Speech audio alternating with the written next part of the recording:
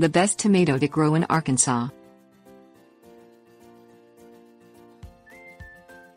According to the University of Arkansas Division of Agriculture, tomato plants grow very well in Arkansas-rich soil of silt and sand.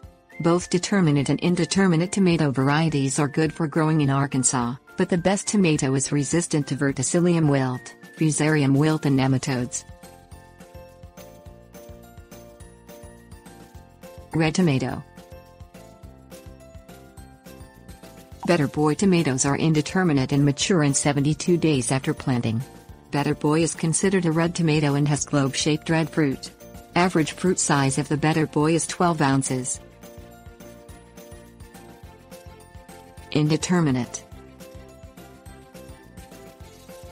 Indeterminate tomato plants such as the Better Boy are tall vine plants that will bear fruit until the first frost.